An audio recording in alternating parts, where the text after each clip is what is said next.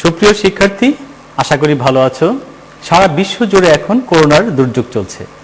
তো এই মুহূর্তে শিক্ষা প্রতিষ্ঠান আমাদের বন্ধ। তো তোমরা ঘরে বসে নিশ্চয়ই পড়াশোনা করছো।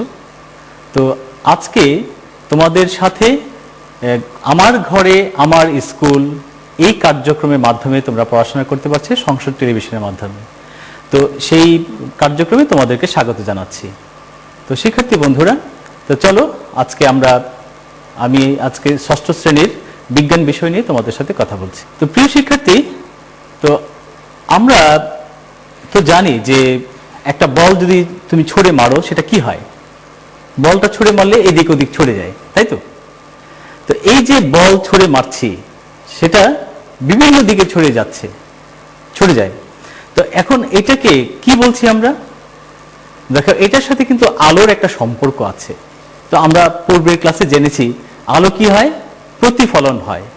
তাহলে আলো এইভাবে যে প্রতিফলিত হচ্ছে, বল যেভাবে ছুটছি সে যখন ছুড়ে অন্যদিকে চলে যাচ্ছে, আলো কিন্তু পরে সে অন্যদিকে চলে যাচ্ছে। প্রিয় শিক্ষার্থী, তোমরা নিশ্চয়ই বুঝতে পারছো আমাদের আজকে আলোচনার বিষয় কি। আমাদের আলোচ্য বিষয় হচ্ছে আজকে আলোর প্রতিফলন ও শোষণ। অর্থাৎ আলো প্রতিফলিত হচ্ছে এবং কিছু কিছু জায়গায় প্রতিফলিত না হয়ে শোষিত হয়ে যাচ্ছে। আলোর প্রতিফলন আমরা পূর্বের ক্লাসে কিছুটা জেনেছি যে আলো কি হচ্ছে, প্রতিফলিত হচ্ছে। আলো প্রতিফলিত হয় বলে কোনো বস্তুর উপর গিয়ে পড়ে, তখন সেই বস্তুটা আমরা দেখতে পাচ্ছি, তাই তো? কিন্তু শিক্ষার্থী বন্ধুরা, আমরা কিন্তু এও জেনেছি যে আলো প্রতিফলিত হয়ে যেখানে প্রতিফলিত হচ্ছে সেখানে কিন্তু আবার শোষণ হয়ে যাচ্ছে। আমরা বলেছিলাম আলো শোষণ হলে সেই বস্তুটা কেমন দেখায়? ইয়েস, এটা কালো দেখায়। প্রিয় শিক্ষার্থী, আমরা আজকে তাহলে কি কি জানবো? আমাদের আজকের এই ক্লাস শেষে আমরা যা জানতে পারবো সেটা হচ্ছে আলোর প্রতিফলন ও শোষণ তোমরা ব্যাখ্যা করতে পারবে, মসৃণ ও অমসৃণ তলে আলোর প্রতিফলন ব্যাখ্যা করতে পারবে, আপতন কোণ এবং প্রতিফলন কোণ চিহ্নিত করতে পারবে, এবং দর্পণে আলোর প্রতিফলনের নিয়ম আছে, সে নিয়ম ব্যাখ্যা করতে পারবে। তো চলো বন্ধুরা, আজকে আমরা আলোর প্রতিফলন এবং শোষণ ব্যাখ্যা করতে পারবে এই বিষয়টি সম্পর্কে একটু জানি নি। তোমরা হাতের কাছে যদি একটা টর্চ থাকে, যদি কিছু প্লেট থাকে বা আয়না থাকে, কাঁচ থাকে, তোমরা সেখানে আলো ফেলতে পারো টর্চ থেকে। কি দেখবে? যদি আমরা চিত্রের মতো দেখো, যদি আমরা এইভাবে কোনো কাঁচের উপর বা সমান জায়গার উপর যদি এইভাবে টর্চ ফেলি, তাহলে কি হয়? সে আলো যেভাবে যাচ্ছে এবং সেটা প্রতিফলিত হয়ে যাচ্ছে অন্যদিকে। তুমি যদি আয়নাতে মারো, সেটা দেখবে কি, সেটা প্রতিফলিত হয়ে তোমার ছাদে চলে গেছে বা তোমার যে ছাদ আছে সেখানে গিয়ে পড়ছে। তুমি যদি একটু আর করে মারো, তাহলে সেটা আবার আড়াআড়ি ভাবে তোমার দেয়ালে গিয়ে পড়ছে। তো দেখো, টর্চ থেকে যে আমরা বলেছিলাম যে আগের ক্লাসে যে আলোক রশ্মি নিঃসৃত হচ্ছে, যে এই যে আলোক রশ্মি অনেকগুলো রে বের হচ্ছে, সেই রে গুলো পড়ছে গিয়ে কোথায়? স্বচ্ছ বস্তুর উপর। এই স্বচ্ছ বস্তুর উপর যখন পড়ছে সেটা আবার প্রতিফলিত হয়ে যাচ্ছে। একটা বিষয় লক্ষ্য করো, এই যে রে গুলো আসছে সেগুলো কিভাবে আসছে, কেমন? আমরা তো বলেছিলাম যে আলো সোজা সরল পথে চলে। তাহলে এখানে সোজা সরল পথে অর্থাৎ পরস্পর সমান্তরাল বলা যাচ্ছে না কথাটা? তাহলে পাশাপাশি যদি সমান্তরাল ভাবে যদি চলতে থাকে, যেখানে রিফ্লেক্ট হচ্ছে মানে প্রতিফলিত হচ্ছে, সেটাও কিন্তু দেখতে পাচ্ছি আমরা সমান্তরাল ভাবেই প্রতিফলিত হচ্ছে। আচ্ছা, এবার তুমি একটা অসম বস্তু নাও, উঁচু নিচু জায়গা বা এমন কোনো বস্তু যদি থাকে তোমার যে উঁচু নিচু, তলটা মসৃণ নয়, তাহলে ওখানে একটু যদি আমরা আলোক রশ্মি নিঃসৃত করি, কি দেখব? দেখো চিত্রে, যদি আমরা আলোক রশ্মি নিঃসৃত করি, শিক্ষার্থী বন্ধুরা, আমরা আলোক রশ্মি যখন দিচ্ছি ওই তলে, আলোক রশ্মি কিন্তু সমান্তরাল ভাবেই যাচ্ছে, তাই না? আলোক রশ্মি কিন্তু সমান্তরাল ভাবেই পড়বে, কারণ আমার টর্চ থেকে আলো বের হচ্ছে, সেটা আলোক রশ্মি আমরা জানি সমান্তরাল ভাবে যাবে, সুতরাং সমান্তরাল ভাবে যাচ্ছে। তো বেরোচ্ছে কিভাবে একটু দেখো তো। দেখো, তোমার ঘরে বিভিন্ন জায়গায় ছড়িয়ে ছিটিয়ে আলোটা পড়ছে, তার মানে এটা হচ্ছে অনিয়মিত। তার মানে আলোক রশ্মিটা বিচ্ছুরিত হচ্ছে অনিয়মিত ভাবে।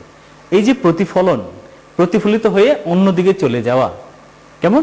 সেটা নিয়মিত ভাবে যাচ্ছে না, সমান্তরাল যাচ্ছে না, এটা অনিয়মিত ভাবে যাচ্ছে। কিন্তু আগে যেটা দেখেছো, আমাদের আলোক রশ্মি বের হচ্ছিল সমান্তরাল ভাবে, আর সেটা আবার প্রতিফলিত হচ্ছিল সমান্তরাল ভাবে। এটা আমরা নিয়মিত প্রতিফলন বলতে পারি। আর যখন তলটা উঁচু নিচু হবে, খাঁজ থাকবে কিন্তু মসৃণ যদি না হয় আর কি, তাহলে আলোক রশ্মি যখন আলো ফেলবো সেটা যখন প্রতিফলিত হবে, সেটা তখন এভাবে অনিয়মিতভাবে গিয়ে ছড়িয়ে ছিটিয়ে পড়বে। তাহলে শিক্ষার্থী বন্ধুরা, এইভাবে যে প্রতিফলন আমরা একবার দেখছি সমান্তরাল হচ্ছে, কিন্তু যখন তলটা ভিন্ন দেখছি অর্থাৎ উঁচু নিচু খাঁজ, তখন হচ্ছে অসমান্তরাল, তখন আর সমান্তরাল থাকছে না। আচ্ছা, তাহলে এই কোনো বস্তুতে যখন আমরা বাধা পাচ্ছি আলোটা যেতে, সেখানে গিয়েই কিন্তু প্রতিফলিত হচ্ছে। অর্থাৎ আমি যদি টর্চ দিয়ে আলো এখানে দেই, আমার টেবিলে দেই, সেটা এখানে পড়ে আবার এখানে যাচ্ছে, এখানে বাধা পাচ্ছে, সে যেতে পারছে না।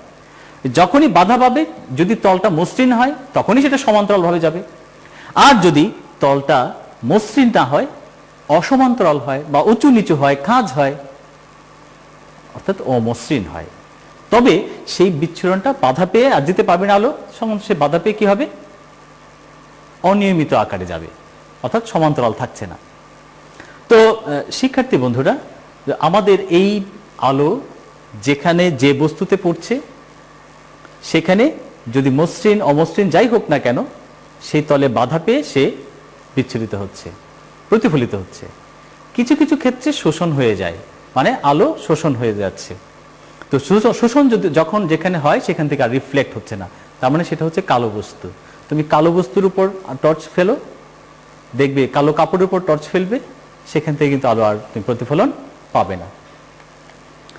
তো শিক্ষার্থী বন্ধুরা, আমরা তাহলে দেখতে পাচ্ছি যে কোনো পৃষ্ঠ যদি মসৃণ হয় বা চকচকে হয়, যে বস্তুটা যত বেশি চকচকে, যত বেশি মসৃণ, সেখান থেকে আমরা বেশি আলো প্রতিফলিত পাবো। তাহলে তোমার হাতের কাছে এমন কি জিনিস আছে যেটা সবচেয়ে সুন্দর এবং চকচকে এবং মসৃণ? ইয়েস, কাঁচ, অর্থাৎ তোমার আয়না। তুমি তো প্রতিনিয়ত আয়নায় সামনে গিয়ে মুখ দেখো, তো সেই আয়নাটা হচ্ছে স্বচ্ছ একটা কাঁচ এবং প্রতিফলিত হচ্ছে খুব সুন্দরভাবে সেখান থেকে। তোমরা কিন্তু বাসায় যে প্লেট আছে, ধরো তোমার স্টিলের একটা প্লেট আছে, যে থালায় তুমি খাবার খাও, সেই প্লেটেও দেখবে কিন্তু যখন তুমি প্লেটটা তোমার সামনে নিয়ে ধরবে, তোমার চেহারাটা দেখা যাবে, কিন্তু আয়নার মতো কি? না, আয়নার মতো কিন্তু হচ্ছে না, স্বচ্ছ হচ্ছে না। তার মানে কি, এটা মসৃণ কিন্তু স্বচ্ছ সেই কাচের মতো নয়। তাহলে কি বোঝা যাচ্ছে? পদার্থের অবস্থান, মানে বিভিন্ন রকমের দ্রব্যে, বিভিন্ন রকম পদার্থের বিভিন্ন রকম আমরা প্রতিফলন পাবো। সকল বস্তু থেকে আমরা সমান প্রতিফলন আলোর পাবো না। আচ্ছা, তো এবার কাঠের টুকরো, কাগজ, প্লাস্টিক, এগুলোর বেলায় কি হবে? এরা কি প্রতিফলন করছে না? করছে বন্ধুরা, এরাও কিন্তু প্রতিফলন করছে, কিন্তু কম, যেটা হয়তো তুমি কম দেখতে পাচ্ছ, বা আলোর প্রতিফলনটা খুবই কম হচ্ছে। তাহলে কোনটিতে বেশি উজ্জ্বল প্রতিফলন?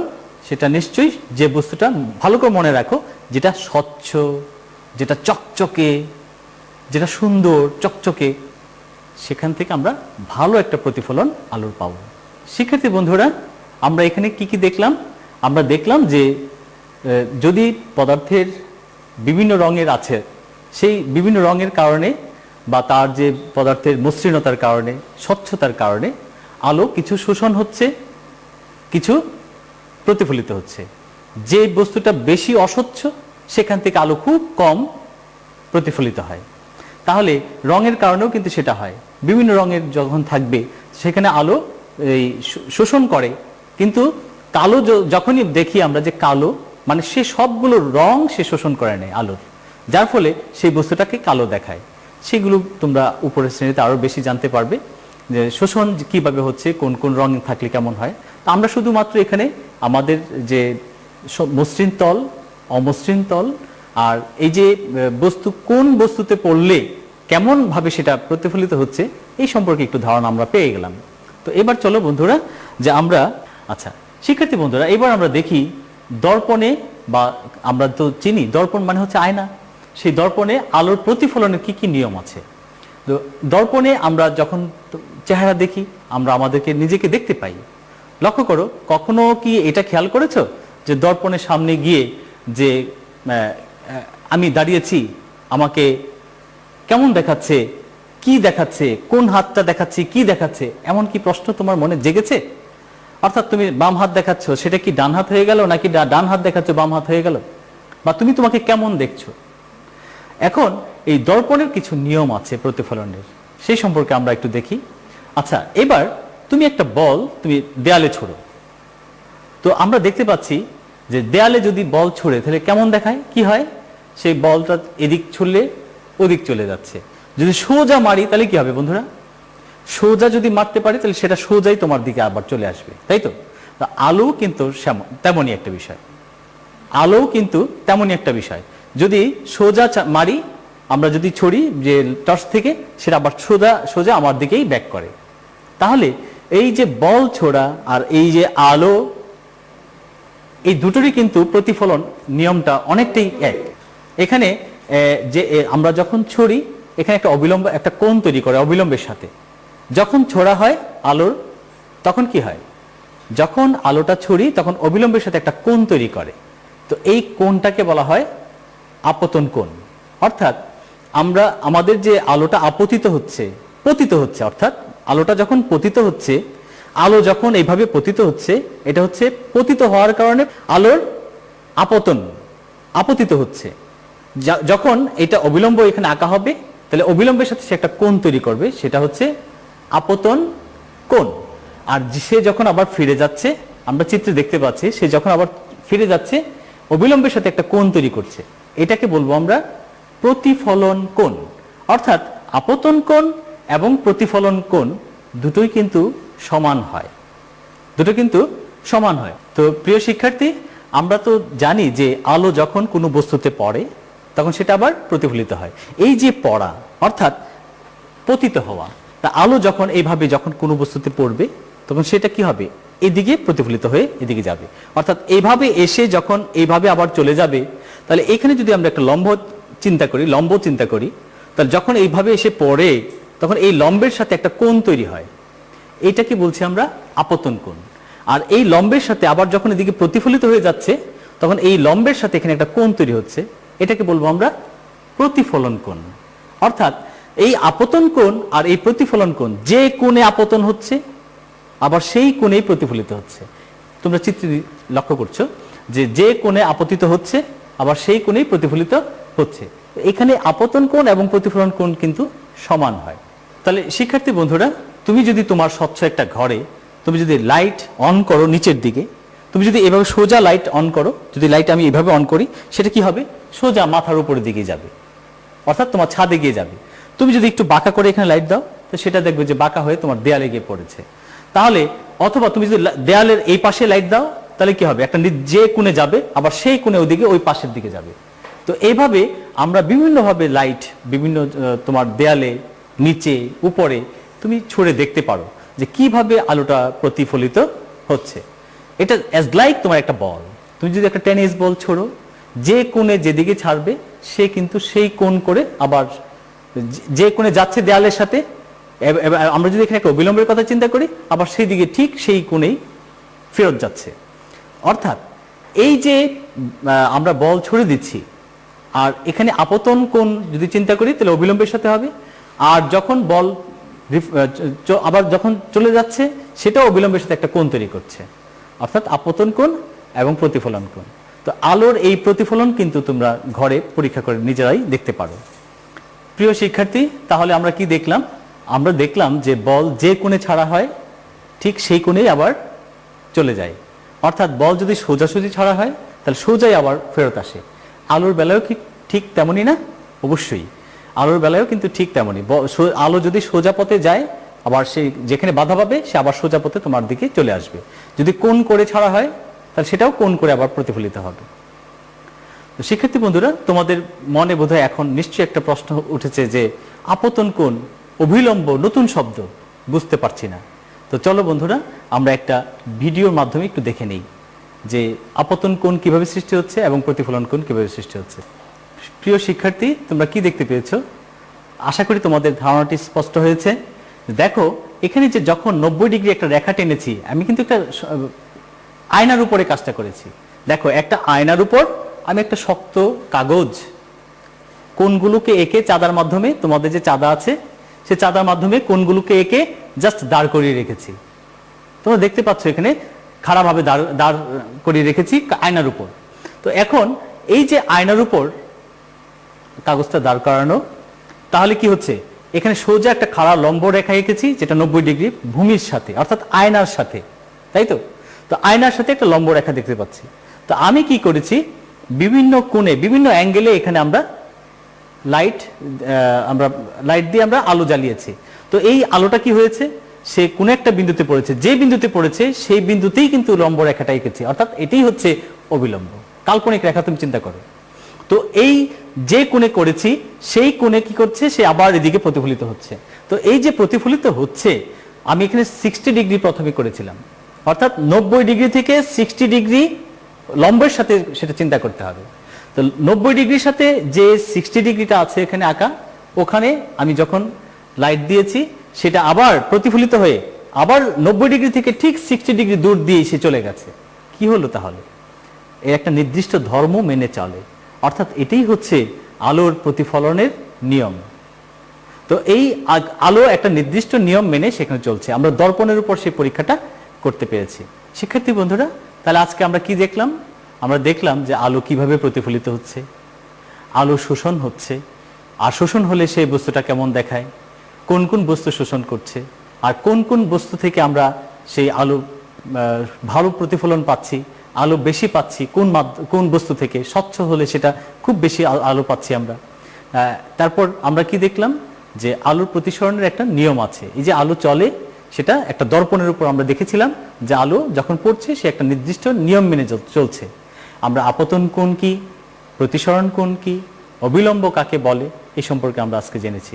আমরা আরো জেনেছি আলো একটা যে কোণে আপতিত হয় ঠিক সেই কোণেই প্রতিফলিত হতে আমরা সেই ভিডিওতে আমরা দেখেছি।